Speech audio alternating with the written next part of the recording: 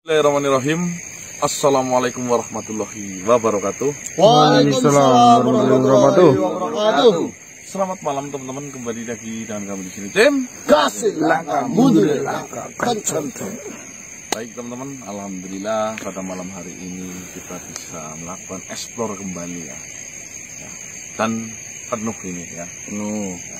Kita masih sibuk mengurusi agama baru, Parah Adumah teman-teman ya, dimana akhir-akhir ini semakin terlihat jelas kebusukannya, kesesatan-kesesatannya teman-teman ya. Dan hasil kita kemarin, kita itu mendapatkan satu informasi itu berasal dari Eyang Karmudi. Nah, Eyang Karmudi itu bercerita dan mengatakan bahwasanya ada satu hal yang menjadi keyakinan bahwasannya si Haidan Samiri, kepala dari Parah Adumah itu mengaku dirinya itu Tuhan. Yaitu informasinya dia tidak pernah sakit di sepanjang hidupnya teman-teman. Betul, sekalipun itu hanya flu, itu tidak pernah. Wis, berarti memang ada kelebihannya. Namun kita juga belum tahu apa yang membuat si Haidan Samiri ini tidak pernah sakit. Padahal itu bukanlah rumus kehidupan. Nah, itu juga sempat kita tanyakan terhadap Tuan Tabib Ponidin ya. Kita juga sudah dijelaskan bahwasanya ya tidak ada makhluk yang memang selama-lamanya imunitas itu selalu terjaga. Memang sakit itu bisa dicegah, namun mustahil jika seumur hidupnya itu tidak pernah sakit. Apalagi makhluk ya. Iya, apalagi itu makhluk hidup ya teman-teman ya.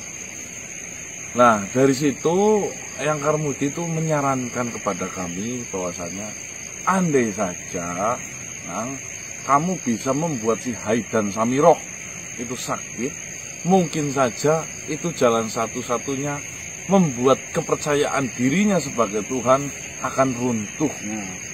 Karena Eyang Karmudi sudah melakukan rencana menyerang kepada si Haidan Samiroh berpuluh-puluh kali, namun selalu saja gagal.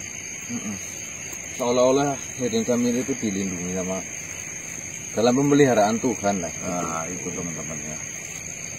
Nah, sedangkan menurut Tabib Ponidin ya, imunitas tubuh atau daya tahan tubuh itu terjaga ketika kita bisa berpikir tenang. Jadi siapapun yang bisa berpikir tenang, rileks, santai, insya Allah imunitas itu akan benar-benar melindungi tubuh kita. Namun beda halnya jika memang apa-apa kita panik. Ya, itu gampang sekali imunnya turun, akhirnya segala virus, penyakit itu gampang sekali masuk. Jadi syarat utama jadi orang sehat itu Pola pikir. Benerkan dulu pola pikirnya. Nah, begitu juga bisa kita terapkan terhadap si Haidan Samiroh ini teman-teman ya. Andai kata Haidan Samiroh bisa merasakan sebuah kecemasan, kekhawatiran, mungkin saja serangan yang diberikan oleh Eyang Karmudi berupa penyakit itu akan bisa masuk. Namun dengan cara apa? Ya, sedangkan si Haidan Samiroh itu mungkin sudah mempersiapkan semuanya. Nah, cara itu yang belum ketemu. Tuan Tabib Ponidin sih menyarankan, katanya punya teman Gonggowetan namanya. Beliau itu memiliki sebuah bumbung. Bumbung itu berisi sebuah bibit-bibit penyakit bernama bumbung tular. Ya. Mungkin saja jika memang nantinya kita berhasil membuat Haidan Samiroh cemas, nanti pengaplikasiannya kita serahkan terhadap si Eyang Karmudi mengenai si bumbung tular ini. Nah, bicara mentok, kita ada ahli dan pakarnya, yaitu Tuan Raja Donggobilo. Mungkin saja ini sudah saatnya permasalahan kita akan dikonsultasikan terhadap beliau. Karena sudah mentok. Mulasi ya diterima. Gitu ya teman-teman ya. Ya biasa, yang namanya otak ya bisa ada mentoknya. Ya cuma yang mentok apa ya? pikiran. Itu ya teman-teman ya. Semoga malam hari ini ada rezeki bagus buat kita. Amin. Kita bisa melakukan sebuah progres yang luar biasa sehingga cepat menyelesaikan dari si Parhadumah. Ya. Bismillahirrahmanirrahim. Dan langkah mundur langkah kan sote. Seperti biasa sedulur jalan masing-masing jenengan itu disarankan jam 18.20 itu sholat terlebih dahulu. Baru saksikan video tim Gase, siapin cemilan dan makanan. Pokoknya pantengin terus video-video tim Gase. Ajak semua anak cucu jenengan. Assalamualaikum warahmatullahi wabarakatuh. Waalaikumsalam warahmatullahi wabarakatuh. Panik kan dong, Bagaimana? Mohon maaf jika kehadiran saya mungkin mengejutkan kalian. Bukan masalah kehadiran, tetapi kedatangan Tuan Dongobilo ke Parhadumah. Tidak apa-apa, buktinya saya masih selamat di sana. Ya alhamdulillah. Assalamualaikum Tuan Dongobilo. Waalaikumsalam warahmatullahi wabarakatuh. Ngomong-ngomong gimana kabarnya? Seperti yang Kisanak lihat sendiri, saya dalam kondisi yang luar biasa. Alhamdulillah masih diberikan kesehatan oleh Sang Pencipta alam semesta. Lalu bagaimana dengan Kisanak semuanya? Apakah Kisanak semuanya juga dalam kondisi yang baik-baik saja? Insya Allah kami dalam sangat bagus performanya hari ini. Syukur alhamdulillah Kisanak. Jika memang kondisi Kisanak dalam kondisi yang baik-baik saja. Saya dengar dari Tuan Separangga katanya Tuan Dongobilo menyusup menuju ke sana. Apakah berhasil Tuan Dongobilo? Ya memang benar Kisanak. Saya memiliki pemikiran jika memang kita harus bisa mengetahui semua apa yang ada di dalam Parhadumah, mau tidak mau kita itu harus bisa masuk ke dalam kuil merah itu dan menyaksikan dengan sendirinya bagaimana cara kerja mereka beribadah, kepada siapa mereka menyembah dan yang lain sebagainya di sana. Alhamdulillah saya berhasil masuk dengan lancar, dengan dipermudah. Untung saja ada umat dari Parhadumah yang mau berbagi abu sapi merah itu untuk saya gunakan sehingga saya bisa masuk ke dalam kuil merah itu. Setelah saya amati, setelah saya cermati, memang dari setiap umat Parhadumah, apapun yang mereka ucapkan, apapun yang mereka doakan, saya amati semuanya dikabulkan oleh pihak dari mereka di sana.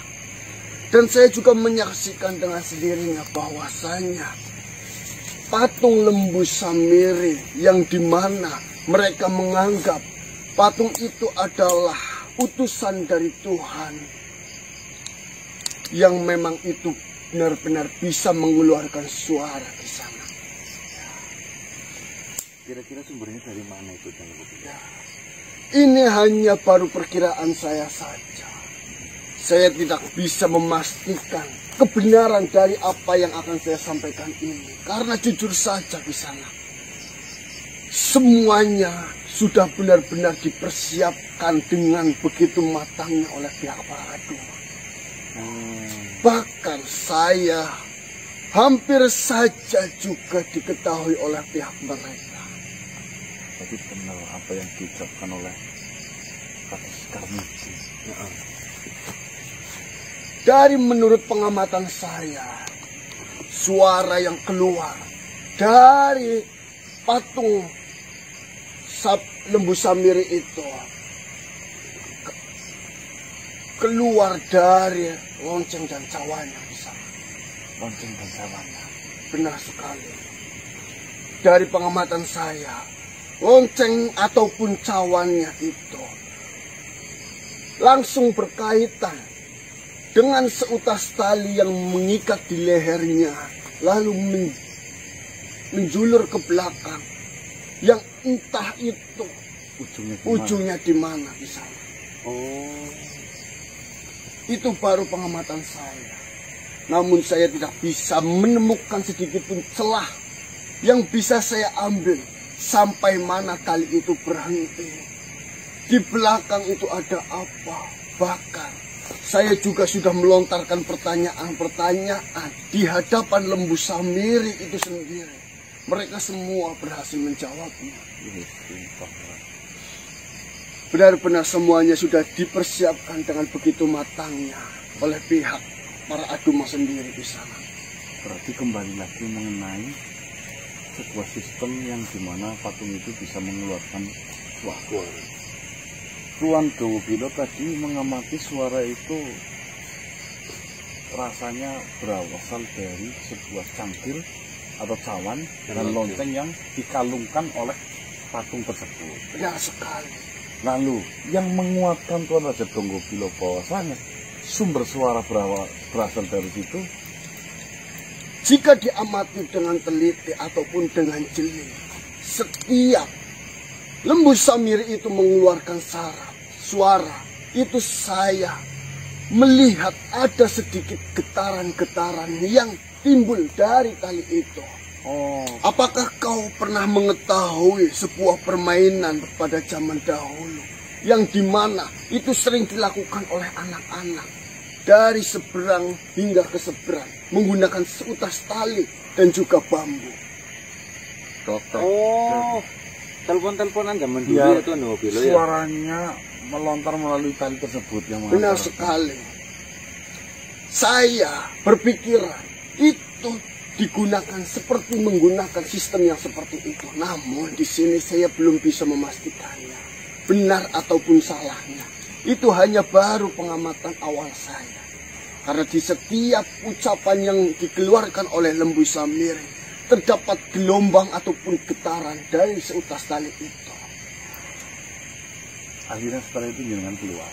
Benar sekali, karena dari pertanyaan-pertanyaan yang saya lontarkan, mereka sedikit mencurigai saya, sehingga saya menghentikan pertanyaan saya dengan cara untuk menghentikan kecurigaan mereka kepada saya.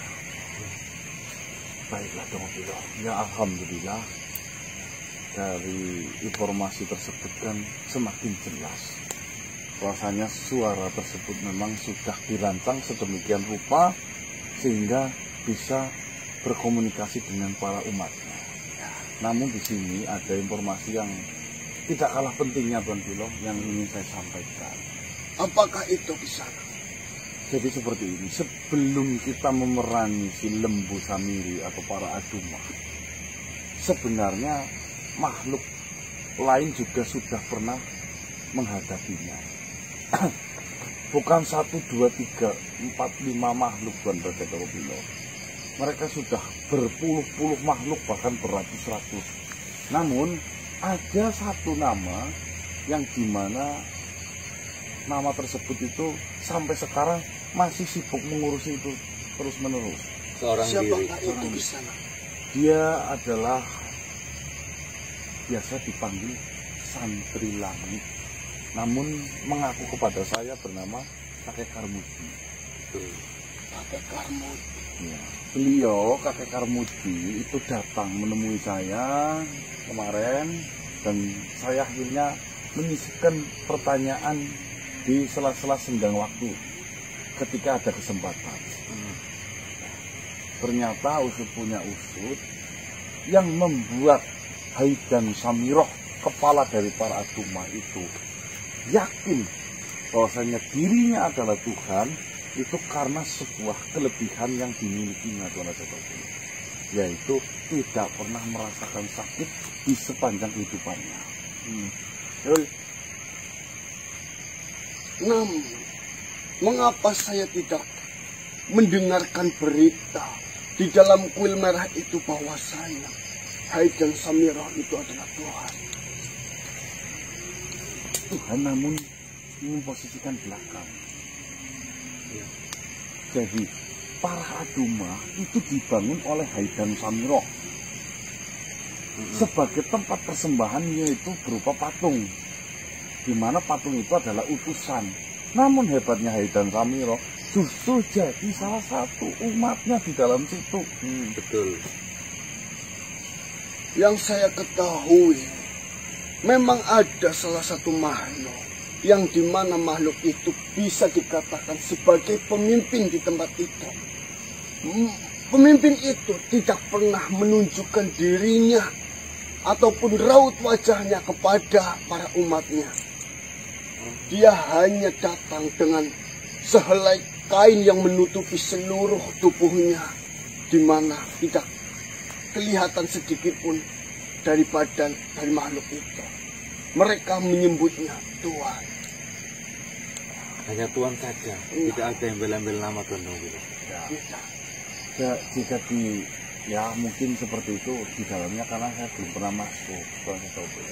Namun saya rasa kakek Karmudi itu benar-benar sudah berpengalaman dalam menghadapi si lembu Samiro itu. Jadi selama ini dia mengaku sebagai Tuhan karena merasa tidak pernah sakit. Namun ada kegagalan seumur hidupnya satu kali, yang dimana kegagalan tersebut membuat hatinya si Haidan Samiro itu goyah dan ragu. Apakah itu bisa? Yaitu pernah ditolak oleh wanita yang dicintainya. Namun fatalnya di sini ternyata ada makhluk yang mendorongnya dari belakang. Dia adalah penasehat bernama Gardapolo. Gardapolo. Iya, Gardapolo atau Gardapolo sebenarnya itu. Beliau atau dia mengatakan bahwasanya Tuhan memang tidak pantas untuk diperanakan dan dinikahkan dan memiliki pasangan. Dan sifat kita itu bukan sifat dari Tuhan seperti itu. Nah, dari kesedihan itu langsung sembuh total dan semakin percaya diri bahwasanya dirinya adalah Tuhan yang sejati. Nah, dari informasi tersebut saya itu memiliki sebuah rencana. Apakah rencana itu bisa?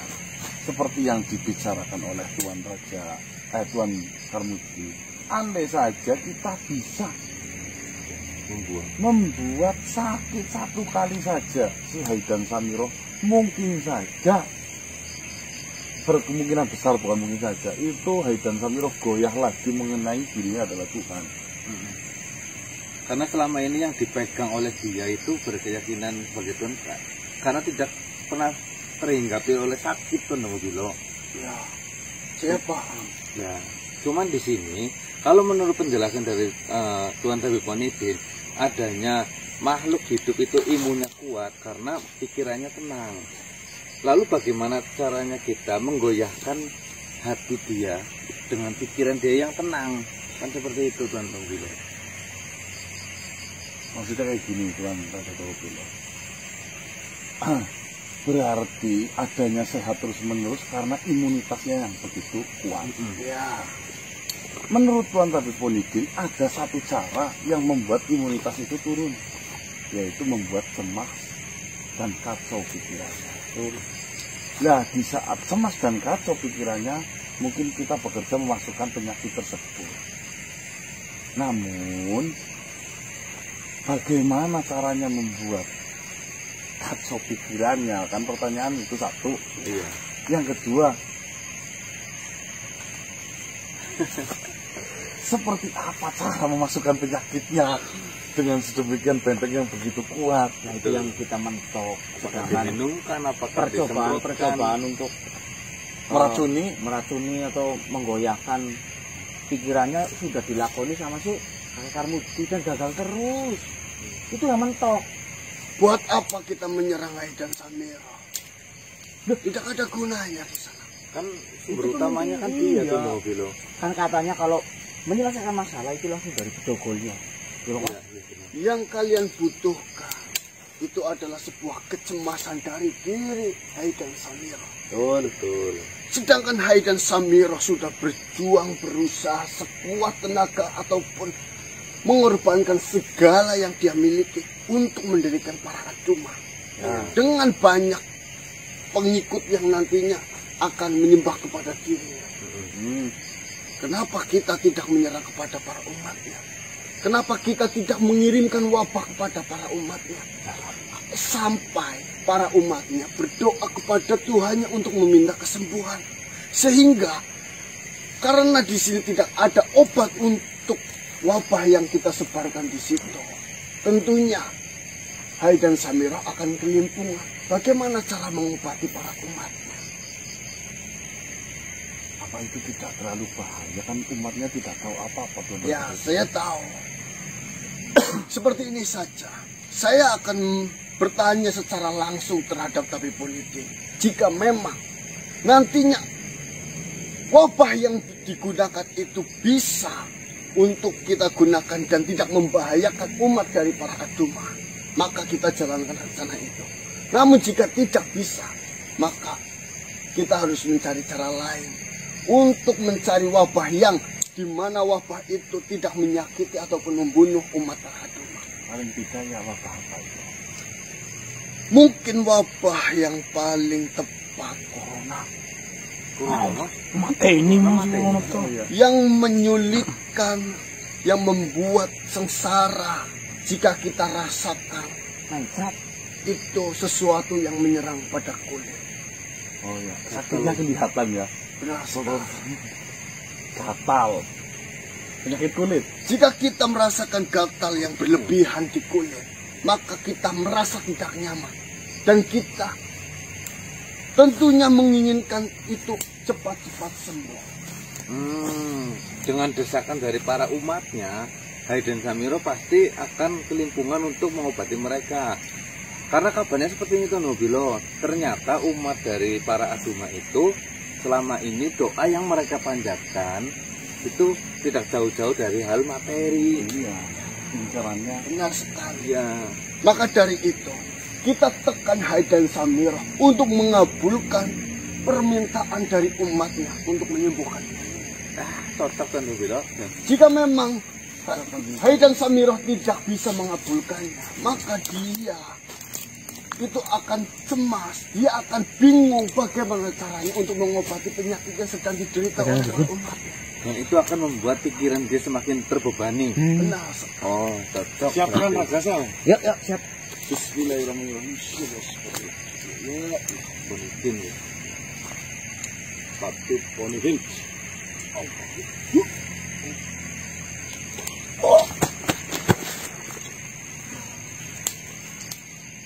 Assalamualaikum.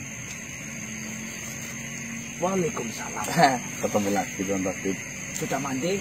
Alhamdulillah. Sudah. Assalamualaikum warahmatullahi wabarakatuh. Waalaikumsalam warahmatullahi wabarakatuh.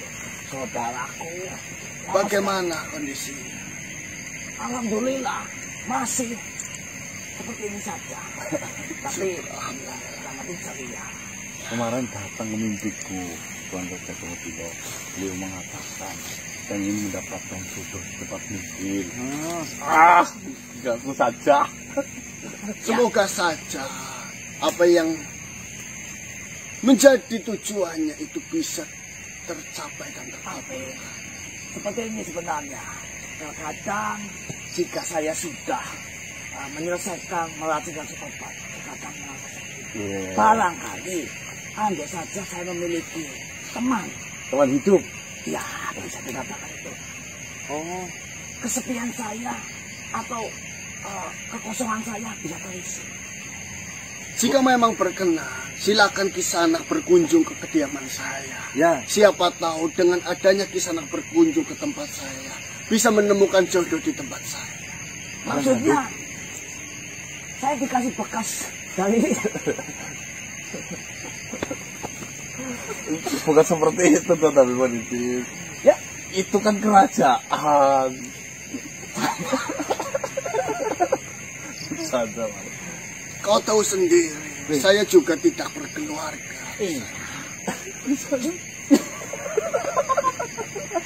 Lagunya. justru itu jika belum bersama belum memiliki pasangan Ketawa Tuan Tabib. Malah ketawa. ya lucu saja maksudnya Ada sepersusuan ya? ya kita bercerita sama-sama tidak memiliki pasangan. Oh sudah. Iya, dan ditawarkan silakan ke tempat saya. Ya pikiran spontan itu bekas semua. Iya kan? seperti itu. Ya kita juga seperti Ya itu. sebentar, tapi jika dipikir-pikir ya tidak mungkin Tabib. Tuan Raja ini. Kalau yang menjadi raja, yang Martaji mungkin perlu diragukan. Ini Tondo Belo Ya bisa. lain. Jadi ada persusuannya yang Martaji. Apa itu sih pada sering main ke Jika Martaji main memang sering, namun dia tidak memiliki maksud dan tujuan lain. Dia hanya memiliki satu tujuan jika datang ke kerajaan saya. Meminta satu. biasa. Ya nanti jika ada waktu saya silaturahmi main ke tempat Tuan Raja itu. Ya, seperti itu. Silakan saja. Pintu selalu terbuka lebar untuk di sana. Jadi seperti ini, mohon maaf sebelumnya. Saya memotong pembicaraan yang mungkin menarik ini. Namun, saya hanya ingin bertanya sesuatu dan memastikan agar semua rencana untuk menghadapi masalah yang sedang dihadapi oleh Kisanak semuanya ini itu bisa cepat terselesaikan. Saya mendengar Kisanak mengetahui makhluk yang bisa menciptakan sebuah penyakit yang dimana tidak ada obat penawar selain dari tabib Bonidin sendiri. Ya, saya memiliki penawar yang sudah saya ceritakan kepada saudara-saudara kita. Sebenarnya seperti ini, Kisanak. Saya hanya ingin memastikan apakah makhluk tersebut bisa membuatkan sebuah wabah yang dimana wabah itu membuat susah di badan, membuat risih di badan, namun tidak membahayakan ataupun merenggut nyawanya. Seperti kayak bisulan apa ataupun yang di penyakit kulit gitu loh Tuan Tabib. Ah, ya, saya paham. Maksudnya penyakit yang ringan seperti itu. Yang ringan, namun untuk mengobati penyakit itu tidak ada satu makhluk pun yang bisa. Yang bisa hanya sang pembuat Dan Tuan Tabib. dan Tuan Tabib sendiri.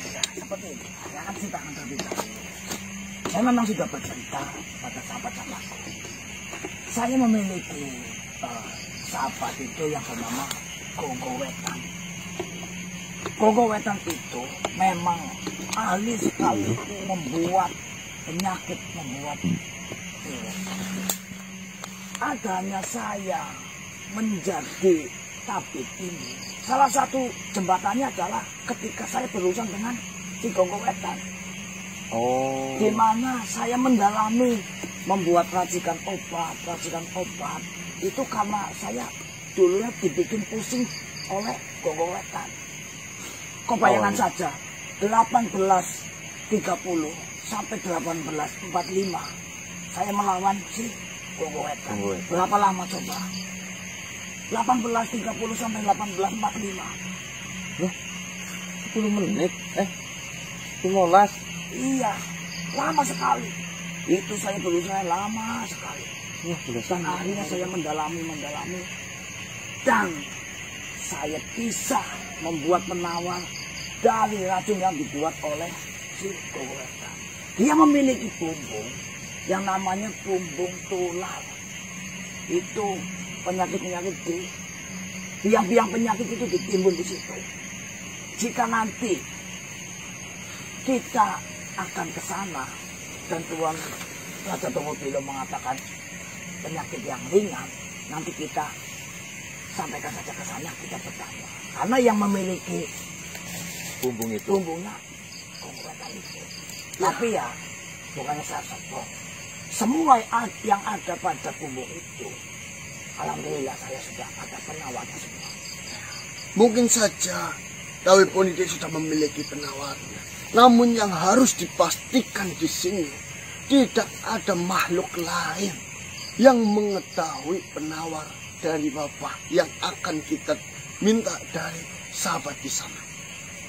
Ya, saya juga memiliki keyakinan tidak ada yang memiliki penawar selain saya dan Gogo Wetan. Maka dari itu, jika memang Kisanak semua memiliki tujuan untuk menemuinya, Kisanak semua harus benar-benar memastikan obat ini siapa saja yang bisa menyembuhkannya. Apakah tidak ada satu makhluk pun yang bisa menyembuhkannya, ataupun ada makhluk-makhluk lain yang bisa menyembuhkannya. Nanti kita bicarakan dan saya yakinkan apakah ini masih dalam kendali saya ataupun Menyebarkan ataupun membuat umat-umat para Dumah itu terkena wabah itu, kita bisa jalankan rencana. Ya, siap, sip. Baiklah Kisanak, saya pamit. Ya. Assalamualaikum warahmatullahi wabarakatuh. Waalaikumsalam warahmatullahi wabarakatuh. Istirahat, Bro. kebiasaan kompon saya ditendang-tendang. Ya nggak sengaja. Baru ini yang sakit Baru. di Wang Chao. Hah? Wang Chao. Wang Jauh. Iya. Cina sama. Murah-murah di sana. Murah. Iya. Itu. Assalamualaikum Beb. Waalaikumsalam. Wang Jauh. Kira-kira ke Dagestan sana belum tapi? Hah? Ke Dagestan sana. Dagestan. Iya. Ya. Apa? Ya nggak apa-apa. Nih Bang Badit. Kira-kira jauh nggak ini tempatnya si Gunggu Wetman? Kalau jauh tunggu dipanggil aja. Ya hebat ini begini. Ya, capek tapi. Ya, saya coba panggil. Malam biasanya dia. Memang aku itu malam. Iya. Apa kita perlu bergeser kemana supaya lebih dekat maksudnya? Ya, sinyalnya yang paling kuat. Saya coba terlebih dahulu. Bisa atau tidak? Nanti saya awas.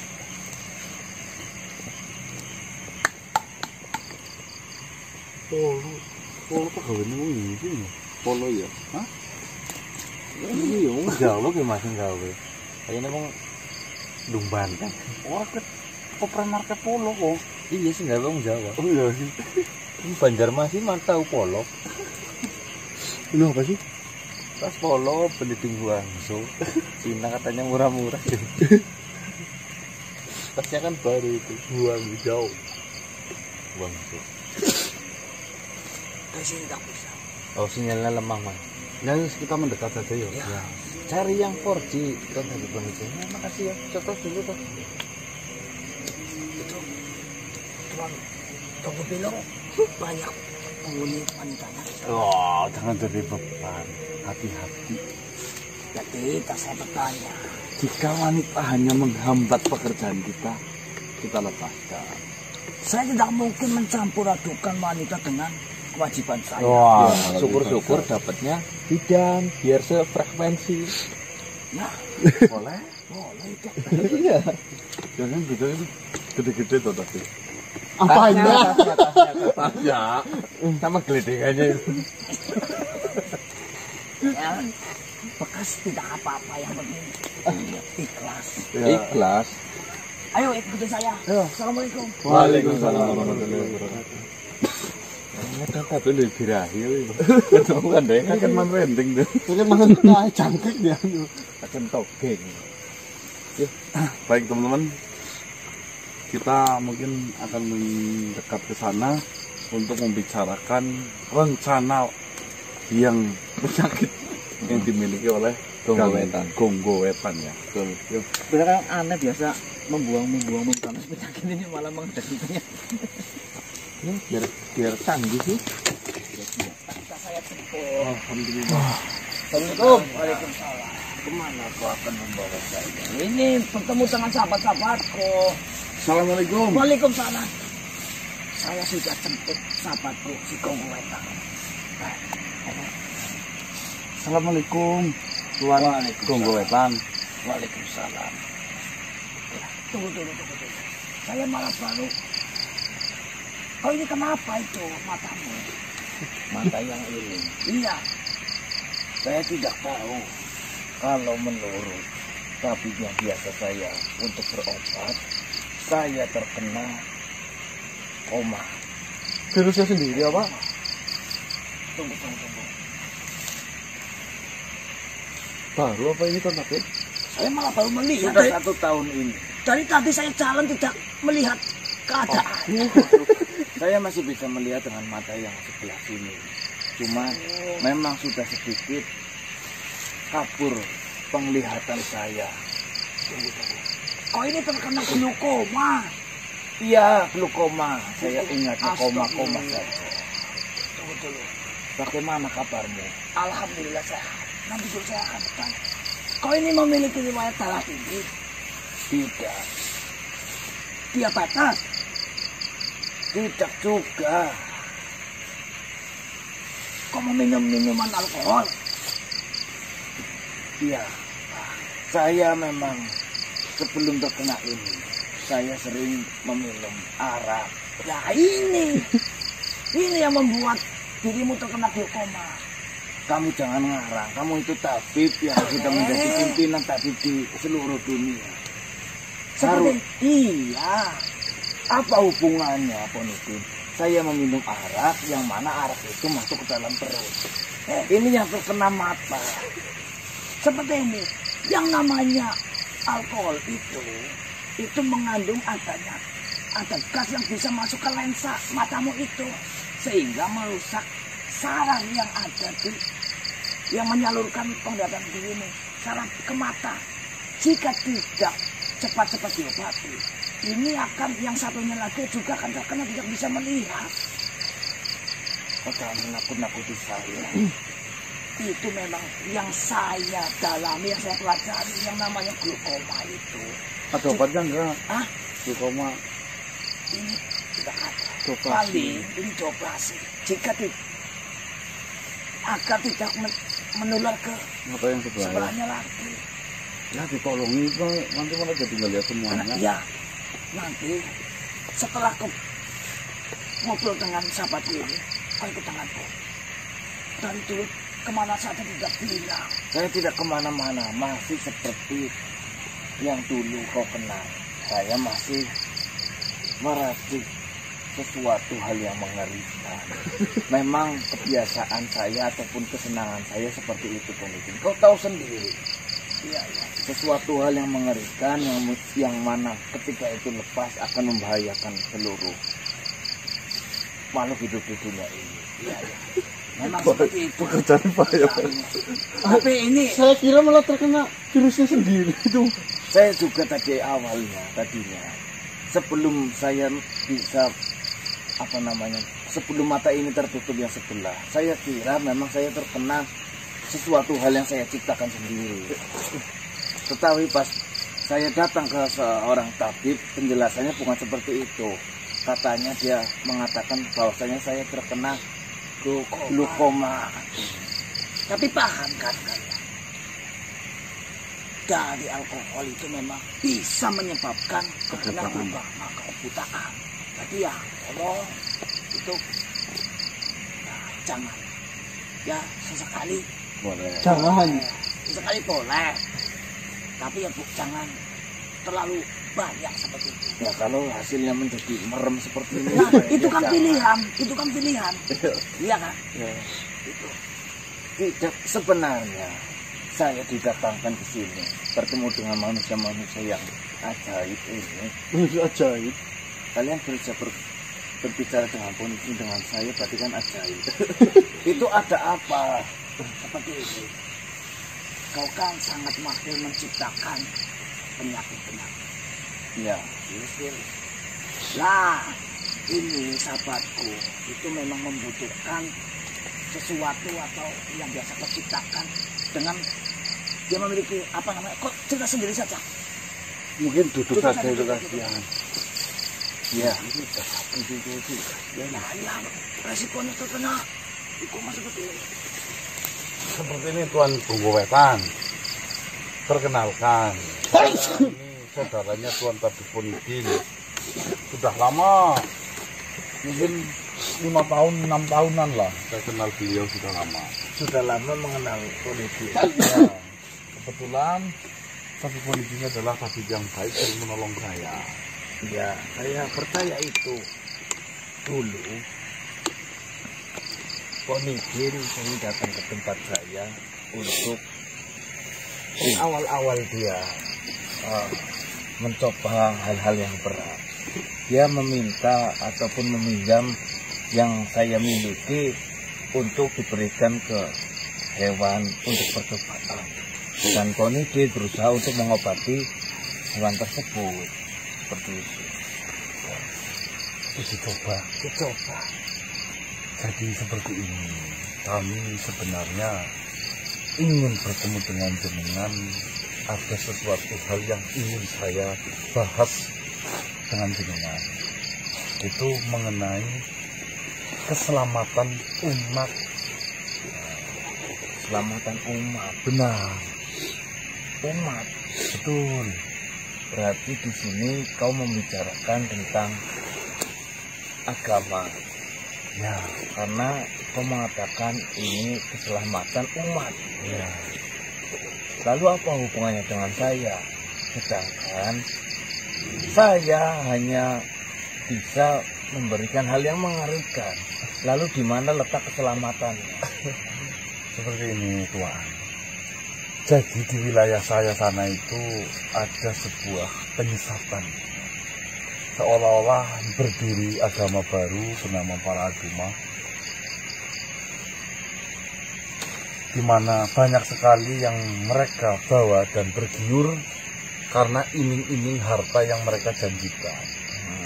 Jadi seolah-olah kita berdoa di depan sebuah utusan Tuhan, doa itu tidak jauh-jauh mengenai sebuah materi.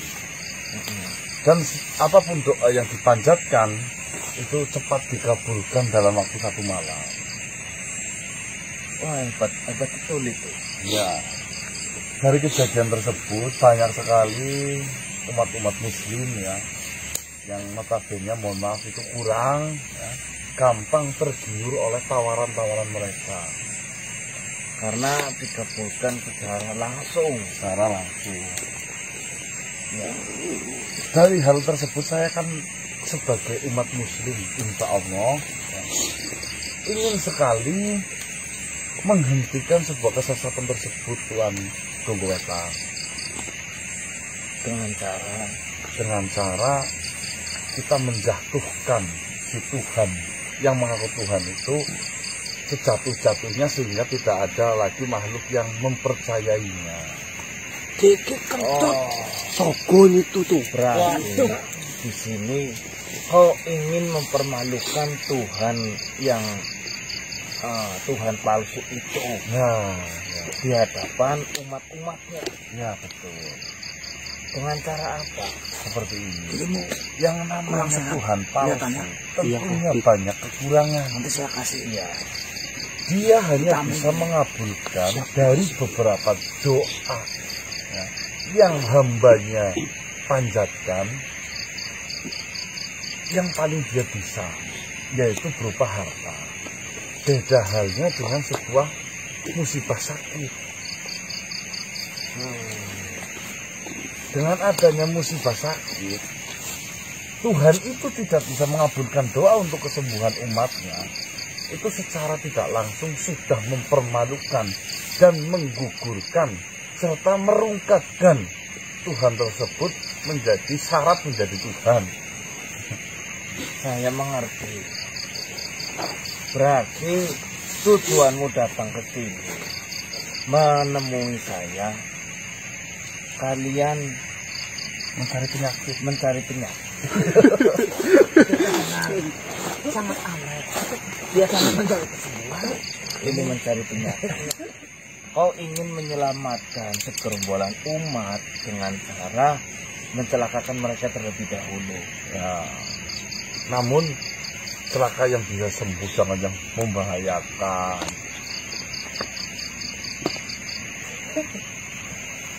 Seperti ini. Kebanyakan dari apa yang saya buat itu bersifat sangat menyeramkan, bahkan cenderung mematikan. Loh. Benar. Saya membuat hal itu sudah semenjak saya remaja. Saya sangat tertarik dengan hal-hal yang mematikan. Di waktu saya kecil, ibu saya pernah bercerita, karena saya tidak bisa mengingat semuanya. Di waktu saya baru belajar merangkak, saya sering hilang dari rumah dan diketemukan di belakang rumah yang mana itu adalah sebuah rawa dan hutan. Saya selalu didapati waktu itu selalu memegang ular yang sangat berbisa dan saya patuk-patukan ke kepala. Berangkat dari itulah saya tertarik dengan hal-hal yang berbahaya. Pada akhirnya saya tertarik dengan satu hal yang itu berbentuk kecil namun itu sangat mematikan. Bukan untuk mencelakakan orang, namun saya ingin mengetahui dan ingin memuaskan diri saya saja. Ketika saya berhasil membuat hal yang mungkin itu mematikan ataupun berbahaya, itu ada kepuasan tersendiri di dalam hati saya. Namun wallahi saya tidak pernah mempergunakan itu kepada siapapun. Hal buruk yang jenengan buat selama ini tidak selamanya buruk. Itu bisa dibuktikan di malam hari ini bahwasanya keburukan yang jenengan ciptakan itu justru bermanfaat untuk menyelamatkan banyak umat. Juga terciptanya tabib Ponidin yang sekarang kan juga berkat jenengan. Iya, akhirnya saya mendalami. Untuk melacak itu kan karena dirimu. Iya. Pertanyaannya sekarang hanya satu. Penyakit yang seperti apa yang kau butuhkan untuk menyelamatkan umat-umat itu yang sekarang sedang tersesat? Saya rasa pertama penyakit itu yang membuat malu dan hilang harga dirinya.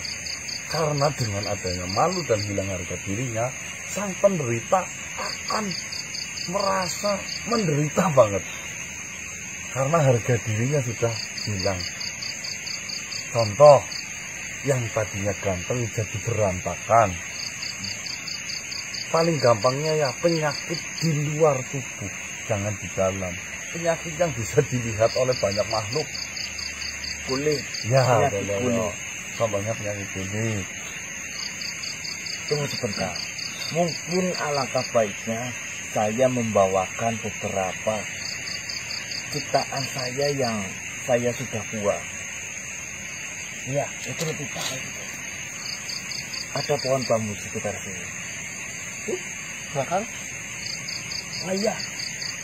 Demikian, tolong tuntunkan saya ke sana.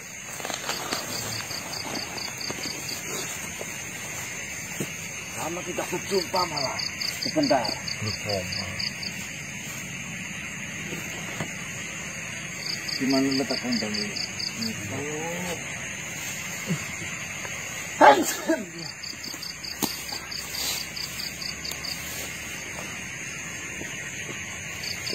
Tuntunkan saya. Mana?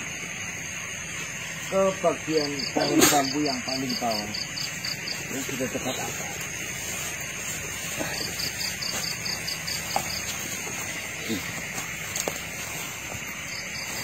Kau melihat sesuatu atau tidak?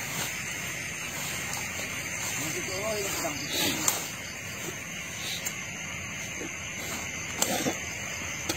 Ya. Ada berapa itu? Bumbung. Bumbung. Iya itu saya melihat. Ada kain warna putihnya. Ya. Tolong ambilkan semua. Itu.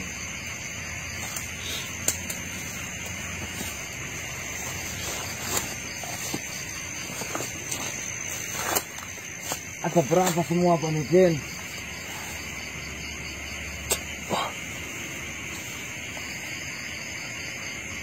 Ada 5. Ya, memang saya cuma mengambil 5 saja. Kembalikan. Nudin. Oh.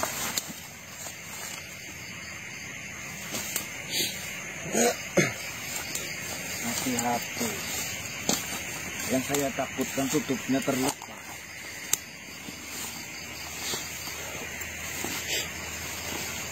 Sudah, tutup.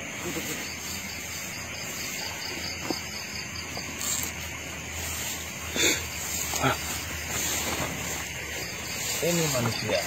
Ini. Gimana? Gimana, Rai?